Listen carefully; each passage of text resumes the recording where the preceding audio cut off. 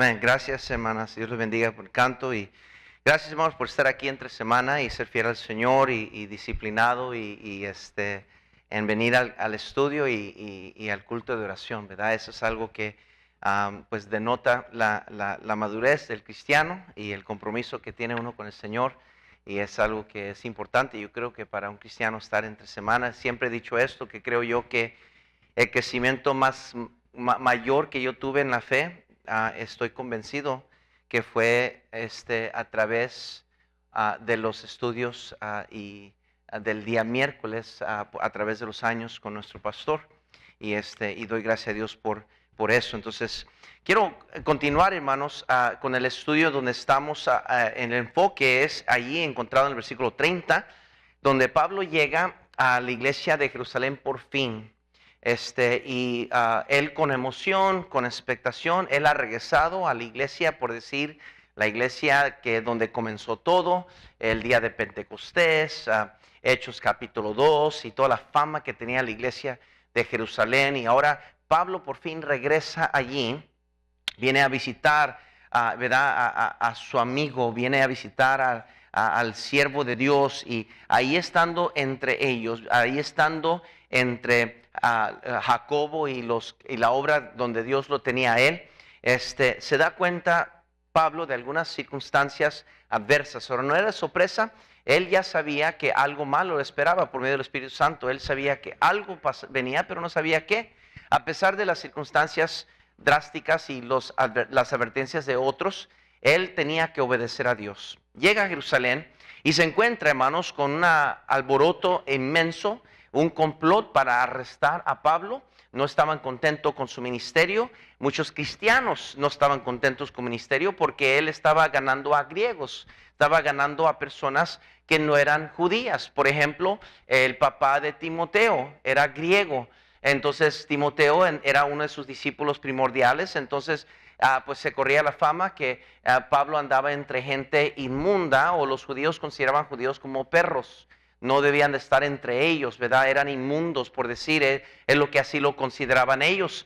No eran dignos, pues, de las grandes tradiciones y la santidad de lo que era la obra de Dios y la religiosidad. Pero bueno, Pablo ya había combatido contra este espíritu con Pedro hace tiempo atrás, había enfrentado eso.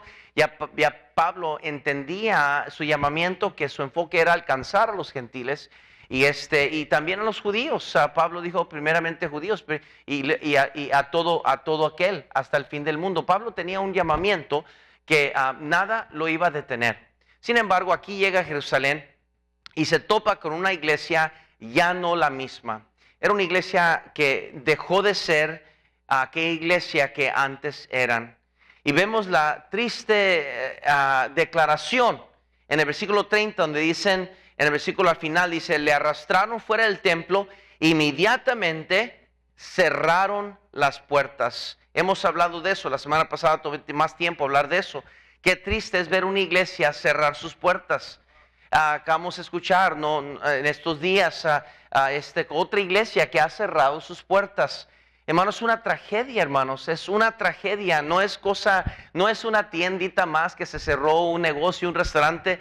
Es una iglesia de un día se predicaba la verdad y gente era salva y gente venía y vidas eran transformadas. Pero algo pasó en esa iglesia, no sabemos qué, pero una cosa sí sabemos, que el diablo atacó. Estamos en una guerra espiritual. Estamos combatiendo contra huestes espirituales de maldad, hermanos. Yo creo que el problema más grande de la iglesia y el daño más grande que ha sufrido las iglesias y el conflicto más grande que recibe las iglesias, no tanto es del mundo, sino de cristianos, hermanos. Es triste, es trágico, cómo es que pareciera que los problemas mayores vienen dentro de adentro y no de afuera. El pueblo de Dios peleándose entre sí mismo por cosas tontas, cosas que no vale la pena, y la gente se agarra y se pelea, y a raíz de todo eso es la carnalidad. ¿Y cómo afecta la obra de Dios? Cerraron las puertas. Ahora, ¿quién cerró las puertas de este templo? No lo sabemos. Quizás es irrelevante, quizás era ya un destino de esta iglesia. Quizás no importaba quién físicamente cerró la puerta. A lo mejor quien cerró la puerta lo hizo llorando. A lo mejor quien cerró la puerta pensó, no quiero cerrar la puerta. Pero las condiciones trágicas de esta iglesia era como cuando tienes que ver una situación. Yo he estado ahí en varias ocasiones donde alguien tiene que desconectar a un ser querido. Nadie quiere hacer eso. Es algo difícil de hacer y por más que uno lucha y cree y ora y Señor, por favor, y haz un milagro, y todavía se agarra uno de la fe del Señor y espera que Dios pueda hacer un milagro, pero llega un punto donde no queda otra opción y el doctor tiene que pedir a algún familiar encargado que le dé su consentimiento para desconectar a ese ser querido y muchas veces, aunque esa persona en la familia no lo quiere hacer, pero tiene que hacerlo para que ya puedan no solo el ser querido descansar en paz, pero todos los demás y que pase. Y aún así, cuando todos saben que la situación está drástica y no hay remedio y no hay regreso, todavía hay familia que se enoja con esa persona. ¿Y por qué lo hiciste? Si esto y lo otro y yo no, hay siempre una delicadeza, hay algo que pasa en ese tiempo y yo creo que cuando una iglesia llega a punto donde se cierran las puertas, nadie gana, hermanos, todos pierden. Todos pierden. Especialmente el nombre de Cristo, hermanos. Qué triste es pasar por iglesias. Allá en Chicago, en la ruta donde manejamos y andamos, hay una iglesia grandísima que estaba ahí, que ya está derrumbada, la han tirado toda y queda puro derrumbe. Puro ladrillo tirado y pasamos cada vez por ahí, está todo, es pura basura. Y los hermanos dicen, pastor, ahí estaba una tremenda iglesia y quizás no era necesariamente como la de nosotros, pero era una iglesia y ahora está en el suelo, una derrumba entre la comunidad. Lo que antes era supuestamente una antorcha, un faro de luz, ahora está en el suelo. Y hermano, yo creo que son victorias de Satanás. Y lo que a mí me impresiona es que disque cristianos, dicen o dirán que qué bueno que se cerró esa iglesia. O que de alguna manera tengan gozo o alegría que se cerró una iglesia. Por más terrible que sea una iglesia, por más que hay personas malas en las iglesias, o a lo mejor las iglesias no son todo lo que deberían de ser, sigue siendo la iglesia de Cristo, hermanos.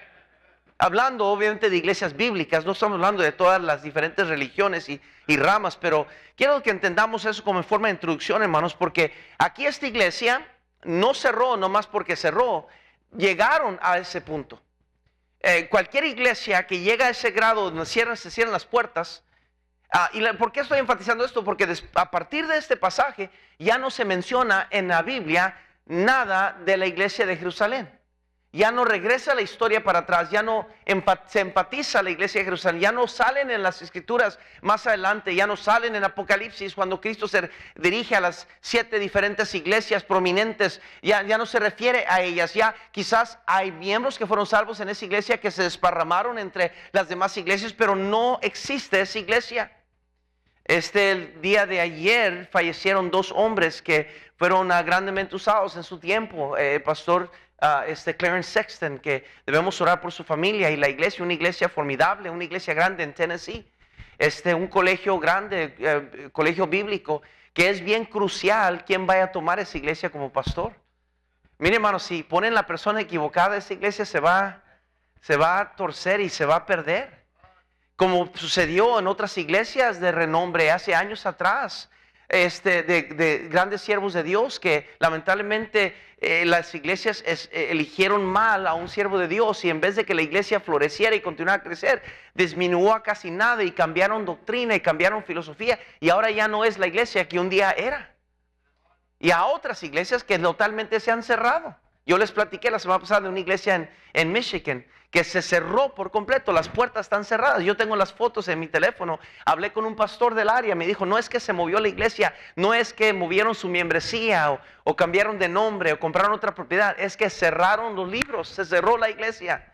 Es increíble pensar una iglesia que no hace más que quizás 30, 20 años atrás estaban corriendo 1,000, 2,000 personas, ahora no es nada, está cerrado todo.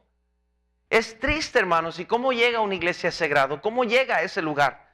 Yo no sé usted, pero yo jamás quiero ver las puertas de esta iglesia ser cerradas, hermano. Y esta iglesia ha pasado por tantas pruebas, tantas batallas, tantas luchas.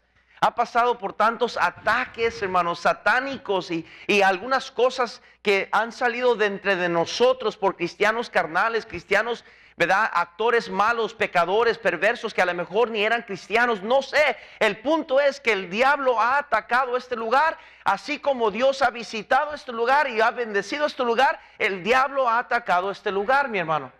Muchos han sido los caídos, muchos han sido los desertores, muchos han sido los que se han desviado, muchos son los que están enojados de alguna otra manera con este lugar, y también hay muchos que están contentos y agradecidos eternamente por este lugar. Los conoces por todas partes. Lo que quiero decir, hermanos, es algo estamos haciendo bien si el diablo sigue molestando.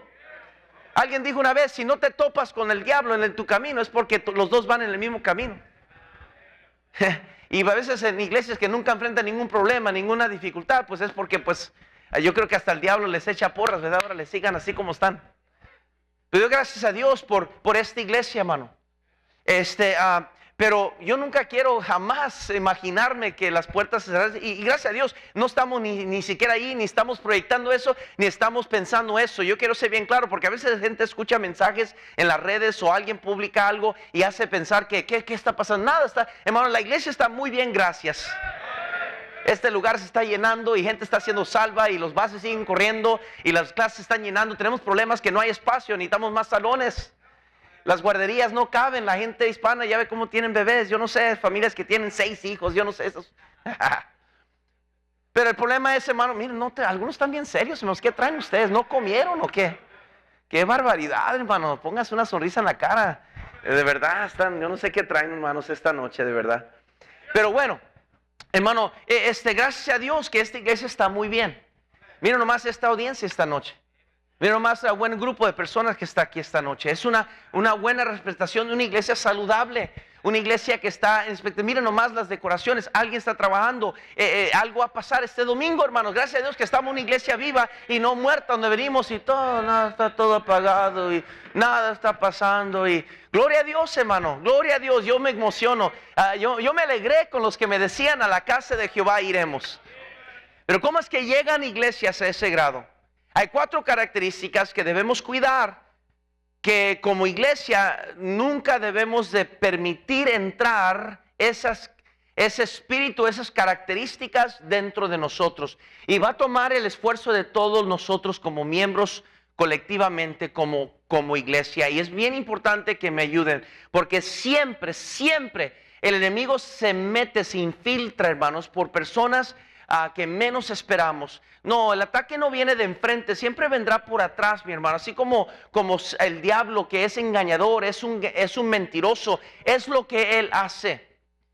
La primera cosa que quiero que vean es esto: que tenemos que cuidarnos de nunca dejar que las tradiciones pesen más que la palabra de Dios. En el versículo 20, note conmigo ahí en el capítulo 24, Hechos 24, por favor. Hechos 24, por favor. ¿Estamos ahí? Amén. Ojalá que sí, hermanos. Hechos 21, versículo 20. Amén. Dice así: cuando ellos lo oyeron, glorificaron a Dios y dijeron: ya ves, hermano, cuántos millares de judíos hay que han creído y todos son celosos por la ley. Pero se les ha informado en cuanto a ti, que enseñas a todos los judíos que están entre los gentiles que apostatar de Moisés era una calumnia. ¿Cuándo, hermanos, deje de decir esto, vamos a hacer bien? ¿Cuándo usted escuchó en las Escrituras o leyó en las Escrituras que Pablo le dijo a alguien que desertara y abandonara lo que Moisés enseñó? ¿Sí o no? ¿Estamos viendo lo mismo, hermanos? ¿Ok? Eso era una mentira, era una fabricación, era una torsión, y eso es lo que demuestra los ataques de Satanás, porque el diablo toma la verdad y la tuerce, la pervierte. Es lo que hizo con Eva, agarró la verdad y la torció. Y es lo que lo que el diablo está haciendo aquí, agarrando lo que Pablo predicaba, de que ya no era necesario guardar la ley, que ahora estamos en Cristo, que había anulado la ley, que ahora somos salvos por gracia y no por la ley. Y los judíos, estos fariseos y los enemigos de la cruz, estaban diciendo que Pablo estaba diciendo a los gentiles apostatar de Moisés, diciéndoles que no circunciden a sus hijos ni observen las costumbres. Note el versículo 22. ¿Qué hay pues? La multitud se reunirá de cierto, porque oirán que has venido. Haz pues esto que decimos: hay entre nosotros 4 hombres que tienen obligación de cumplir voto. Agárrense de esto, porque aquí es donde vamos a entrar. Tómalos contigo, purifícate con ellos y paga sus gastos para que se rasuren la cabeza. Y todos comprenderán que no hay nada de lo que se les informó acerca de ti, sino que tú también andas ordenadamente guardando la ley. Esa enfatización, ordenadamente guardando. Eran cristianos salvos por gracia, pero amarrados a las tradiciones judaicas, amarradas aún a la ley, como que si dependiesen de ella para salvación. La ley, hermanos, manifiesta nuestra condición pecaminosa y condenación. Romanos 3:19, por favor, Romanos 3:19, sígame por favor, Romanos 3:19. Este es un estudio bíblico, hermanos, va a tomar el esfuerzo suyo de seguir la enseñanza. Por favor, Romanos 3:19, dice la palabra de Dios así: pero sabemos que todo lo que la ley dice, lo dice a los que están bajo la ley, para que toda boca se cierre y todo el mundo quede bajo el juicio ¿de quién? De Dios, ya que por las obras de la ley, ¿qué dice la Biblia? Ningún ser humano será justificado delante de él. ¿Están viéndolo? Porque por medio de la ley es el conocimiento del pecado. A través de la ley nos damos cuenta lo pecadores que somos. Romanos 3:23 nos dice claramente: por cuanto todos pecaron y están, ¿qué, hermanos? Destituidos de la gloria de Dios. ¿Por qué? Porque somos condenados. Si uno falla en una ley, fallamos en todas las leyes. ¿Me están siguiendo? Somos culpables. Eso es lo que la ley nos declara a nosotros. Al parecer, algunos entre la iglesia que se habían metido, estaban allí, habían todavía la costumbre, tenían la costumbre de practicar, de guardar tradiciones judías. En el versículo 24 mandan a Pablo que vaya y rasure a estos individuos. Quiero que vean número 6, por favor, número 6. Número 6, por favor, número 6. Ahora, no andamos en los negocios de rasurar a nadie, hermanos. Sí que se corten el pelo, pero que no se rasuren, ¿verdad? Número 6, por favor. Número 6:13. Número 6:13, dice la palabra de Dios: esta pues a la ley del nazareo. El día que se cumpliere el tiempo de su nazareato, vendrá a la puerta del tabernáculo de reunión. Versículo 14. Y ofrecerá su ofrenda a Jehová un cordero de 1 año sin tacha en holocausto, y una cordera de 1 año sin defecto en expiación, y un carnero sin defecto por ofrenda de paz. Además, un canastillo de tortas sin levadura, de flor de harina amasadas con aceite, y hojaldres sin levaduras untadas con aceite, y su ofrenda y sus libaciones. Y el sacerdote lo ofrecerá delante de Jehová y hará su expiación y su holocausto, y ofrecerá el carnero en ofrenda de paz a Jehová con el canastillo de los panes sin levadura. Ofrecerá asimismo el sacerdote su ofrenda y sus libaciones. Entonces el nazareo rayará a la puerta del tabernáculo de reunión su cabeza consagrada, y tomará los cabellos de su cabeza consagrada y los pondrá sobre el fuego que está debajo de la ofrenda de paz. Después tomará el sacerdote la espaldilla cocida del carnero, una torta sin levadura de canastillo y una hojaldre de sin levadura, y las pondrá sobre las manos de nazareo después que fuere raída su cabeza consagrada. Y el sacerdote merecerá aquello como ofrenda mecida delante de Jehová, lo cual será cosa santa del sacerdote. Además del pecho mecido y de la espaldilla separada, después del nazareo pondrá a beber vino. Este era un rito, este era algo que Dios había exigido dentro de los sacerdotes para purificar, ¿verdad? Para los nazareos. Escúcheme bien, ahora ellos estaban practicando estas cosas dentro del tiempo donde la gracia era manifiesta. Recuerde, este es el tiempo donde ya Cristo ha resucitado, el tiempo de la gracia ha comenzado. ¿Me están siguiendo? Ya el tiempo de la gracia había comenzado, ya no era salvación por obras, era salvación por gracia. La esperanza en Cristo Jesús se había predicado, hermanos. Escuche el mensaje de predicación de de Esteban en Hechos capítulo 7 hace una tremenda exposición de un contraste entre la ley y la gracia de Cristo y cómo deben de creer por gracia la salvación. Escuchen la predicación de Pedro cuando predicó el día de Pentecostés y tantos mensajes, hermanos, claros a los judíos de que la salvación no era por obras, era por gracia. Y junto con eso iban todas las tradiciones que no eran necesarias guardar. Ahora escúcheme. Existe un peligro dentro de la fe cristiana de meter la idea de religiosidad dentro de una relación con Cristo, especialmente por nuestros pasados de religión y de la misma manera, por razones de nuestra formal y muy organizada identidad como bautistas, quienes históricamente hemos sido conocidos por ser muy apegados y celosos por la doctrina y por el orden. Mayormente, hermanos, nosotros hemos venido de la Iglesia Católica, donde hay mucha religiosidad, hay mucha tradición. ¿Me explico? ¿Me están siguiendo? O no todos aquí venimos de la Iglesia Católica, yo entiendo. Cuando hablo que venimos de la Iglesia Católica, estoy hablando de que fuimos un día, según nosotros, católicos. Y quizás algunos éramos más celosos que otros. Algunos simplemente sabíamos cómo persinarnos y según ya éramos católicos. Pero sin embargo, veníamos de un sistema religioso, ¿verdad que sí? Donde los sacramentos tenían que guardarse. Desde nuestra infancia se les enseñó a nuestros padres que era un sacramento bautizar a sus bebés. Por si en caso que murieran, no se fueran al infierno. ¿Me estás siguiendo? Pues cada sacramento, cada asunto, y que la primera comunión, no quiero preguntar cuántos aquí hicieron su primera comunión, ¿verdad? La mayoría de nosotros que estamos aquí. Algunos monaguillos entre nosotros quizás, ¿verdad? Yo no sé, algunas hermanas que consideraron ser monjas, que pensaban que iban a ser monjas, se metieron en algún lugar y pensaban que iban a ser monjas y todo esto. ¿Y por qué? Porque estamos bien amarrados dentro de la tradición religiosa. Y algunos todavía que les da miedo que, quebrar un ídolo, no vaya a ser. ¿Cómo que no vaya a ser, hermano? Algunos que quizás todavía cargan la Magnífica ahí dentro de su cartera. Un rosario escondido por ahí porque era mi abuelita. Que un Santo Tomás y que no sé qué tanto para que se case mi hija y no sé qué.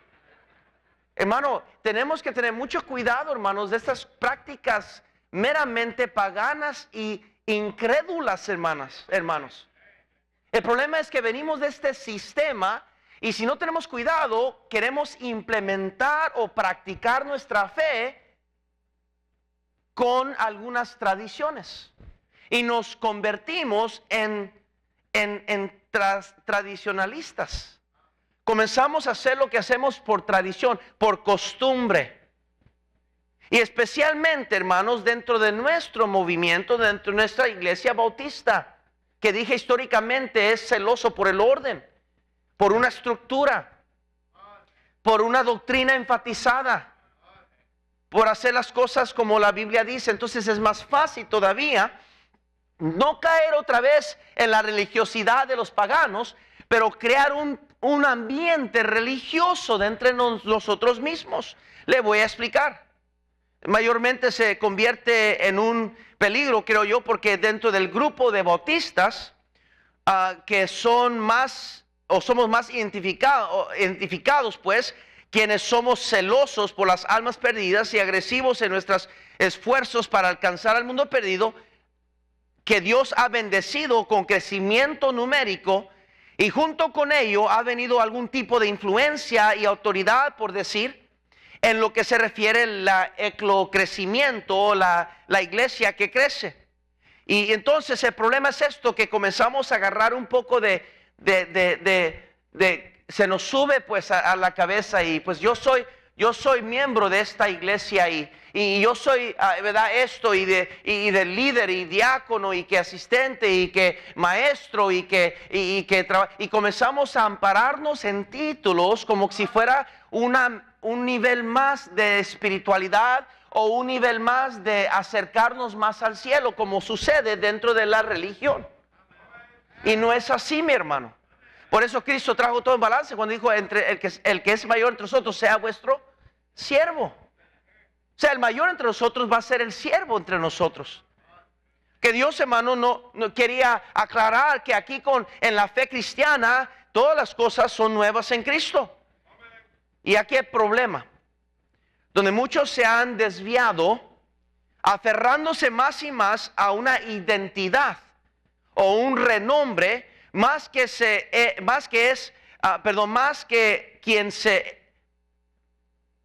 es lo correcto, conforme a la luz de la verdad. Nos aferramos más a lo que es nuestra identidad o la bacha de identificación que lo que la palabra de Dios nos declara. Sígame, porque estoy dando todo esto como en forma de introducción. No solamente eso, pero de la misma manera, escuche, dentro de este ambiente se crea un ambiente de seguidores de hombres más que de Dios.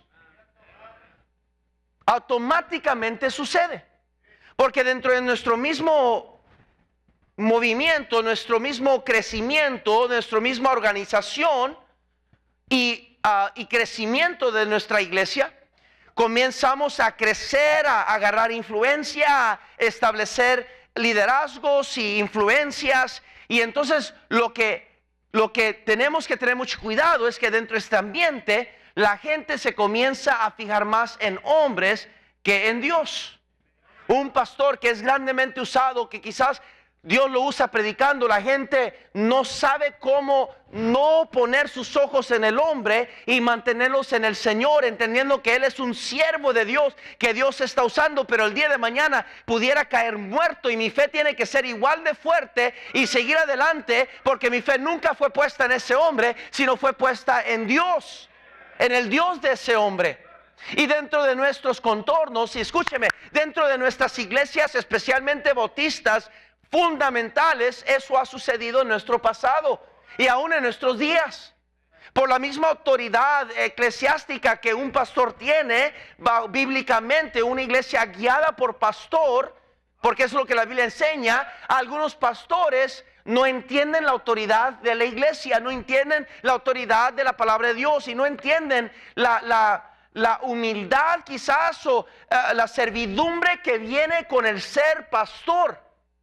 Y el problema es que en vez de proyectar y engrandecer el nombre de Cristo y el acercamiento a nuestro Dios, promueven la gente que se acerquen a Él y que confíen en Él y que lo aplauden a Él y que lo respeten a Él y que lo admiren a Él y que Él es la gran cosa. Y eso ha hecho más daño a la obra de Dios a través de los tiempos que otra cosa, mi hermano.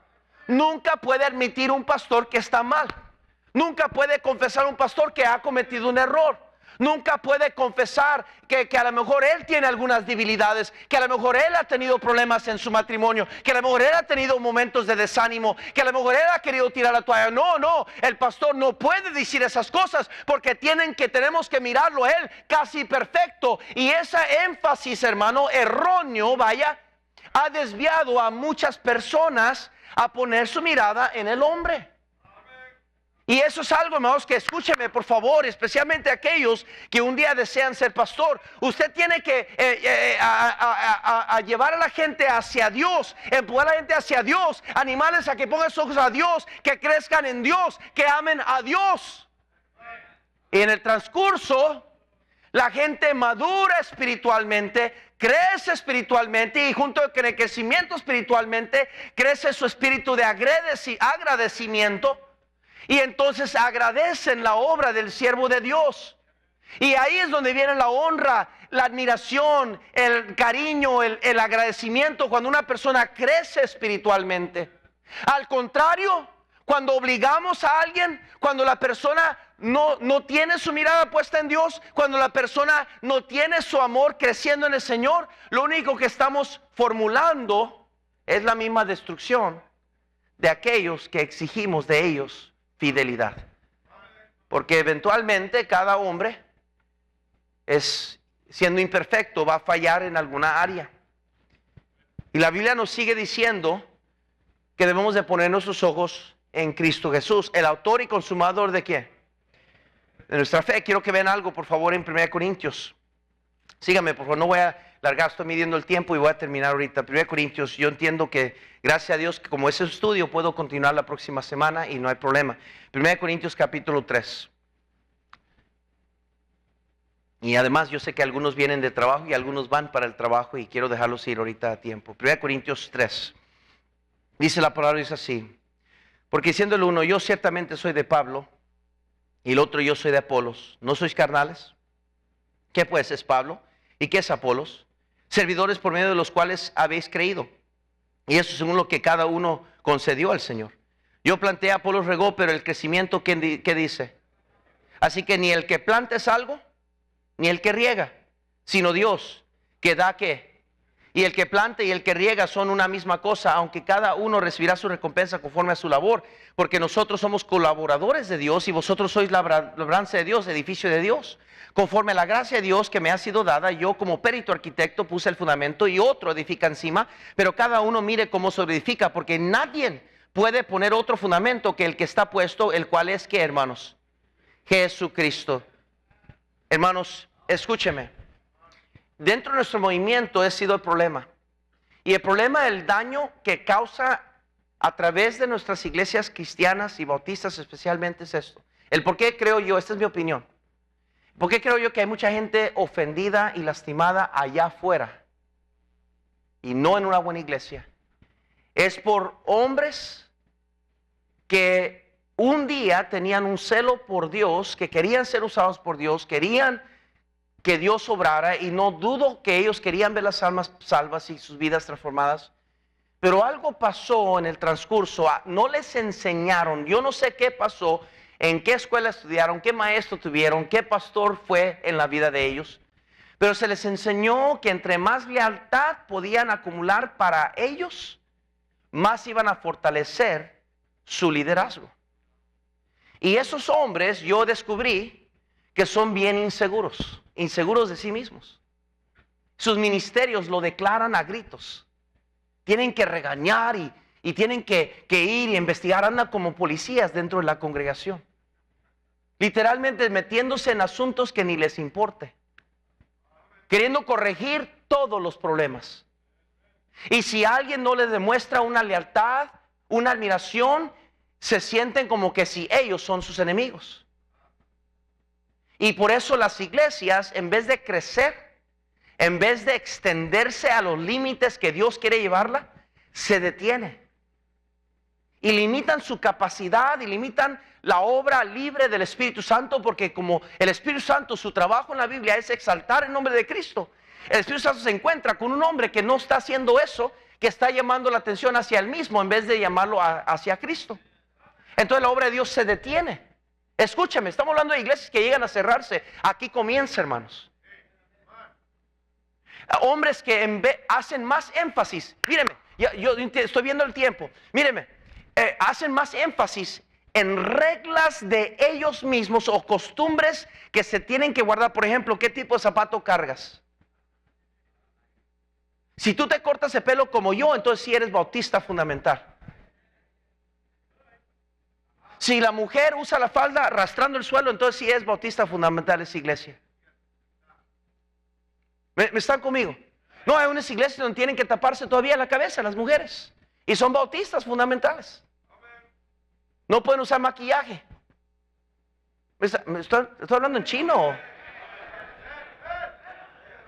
No estoy criticando, estoy declarando lo que es la realidad. Y hablé un poco sobre esto del entrenamiento, pero disciplinan la iglesia, hacen cosas exageradas. Donde si hay una familia en rebeldía, una persona en rebeldía, los hacen sentarse enfrente de toda la iglesia. Y ahí tienen que sentarse por semanas o meses. Y no puede saludar a nadie, ni antes de terminar el servicio. Ellos tienen que salirse del servicio para que cuando despide el pastor, nadie lo puede saludar a esa persona y tiene que irse rápido. Entonces fíjese lo que está pasando. Estoy poniendo un énfasis en un montón de cosas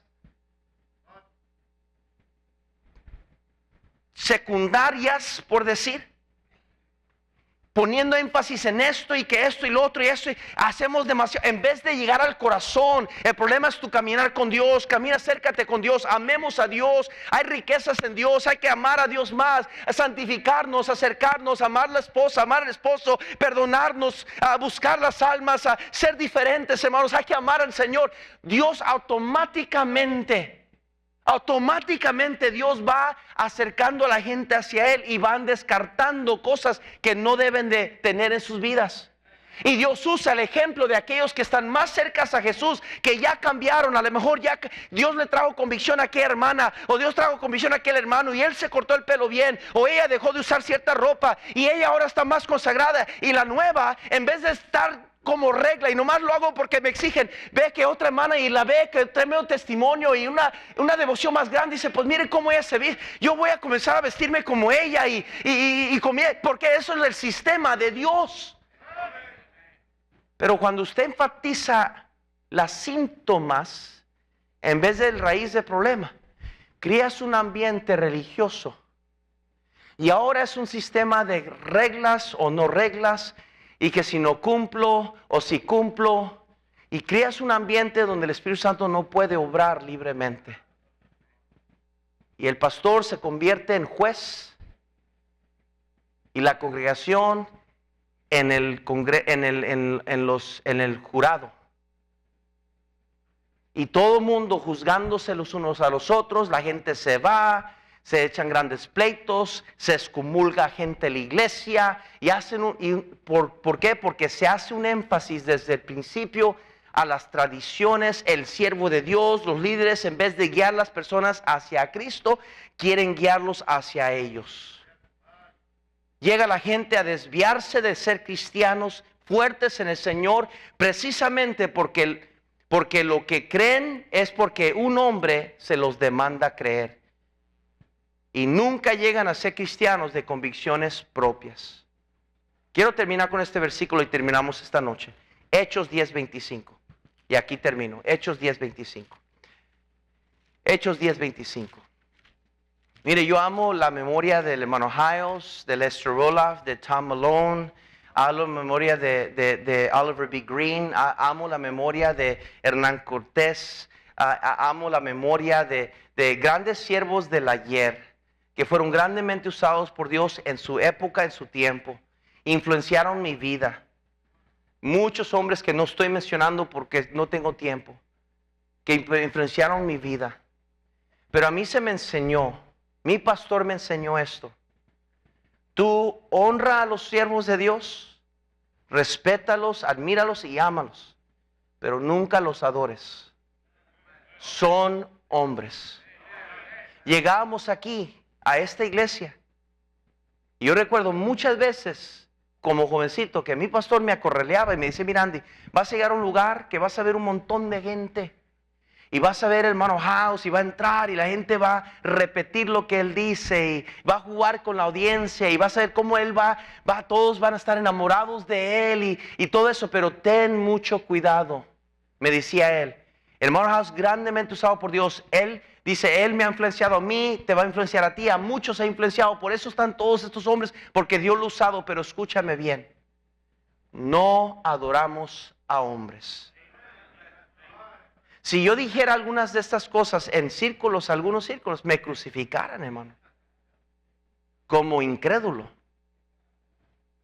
Pero así me inculcaron a mí. Ahora usted va a mi oficina y usted va a ver un montón de fotos de hombres de Dios que me influenciaron a mí. No los adoro, no les pongo velitas y los adoro. Mano Chuy sí de vez en cuando, pero yo no. Escúcheme, estoy jugando. Pero se me enseñó a tener un balance. Y quiero decir tanto más, pero nomás quiero decir esto, hermanos. Antes de leer este pasaje de Hechos 10:25.